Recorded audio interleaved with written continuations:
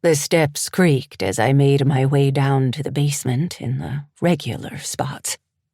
But this time they sounded more menacing than I remembered.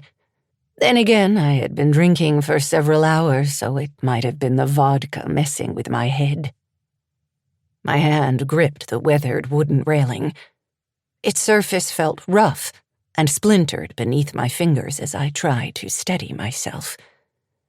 I stopped halfway down and stood there, feeling woozy and looking down into the darkness below. One thought flitted across my mind as I waited there. Let go. I tried to ignore the dark whisper of tempting fate. My survival instinct, however faint, held me back from giving in to my dark thoughts. Besides, it might not have been enough, anyway. With my luck, I'd end up with a feeding tube in some convalescent home. So I continued down the steps and into the basement, where the air was cold and thick, with a scent of damp and neglect, the atmosphere which clung to your skin and settled in your lungs. I flicked on the light switch.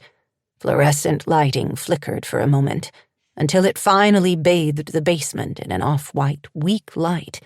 Over a lifetime of memories stuffed in cardboard and plastic storage boxes that cluttered the floor. My heart drummed a frantic rhythm, a stark contrast to the eerie stillness that enveloped me down there. "What do you want?" The words slipped out, barely a whisper, as if speaking them louder might conjure something sinister from the shadows. Only silence greeted me, a heavy, suffocating blanket that seemed almost tangible in its presence. I made my way towards the utility room, navigating through the cluttered floor.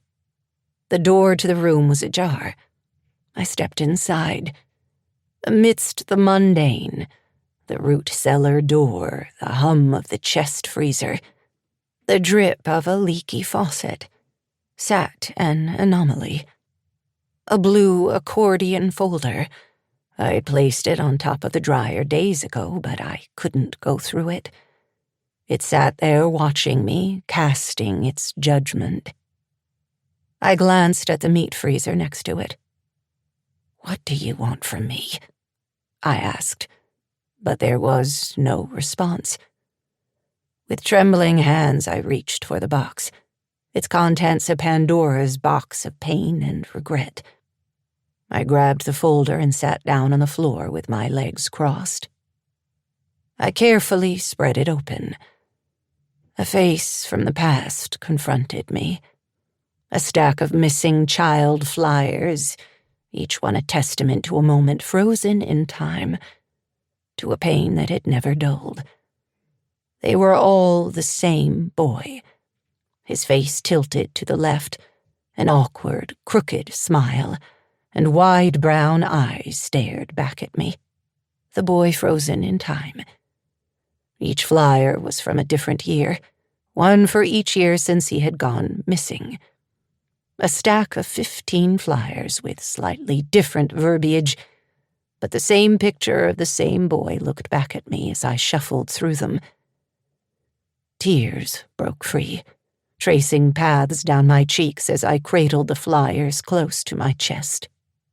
This basement, this house, had borne witness to too much. The weight of the past, of decisions made and lives altered, bore down on me with a force I could no longer withstand. To keep listening to this audiobook, I've left you a link in the description so you can do it, at no cost thanks to Audible's 30-day free trial.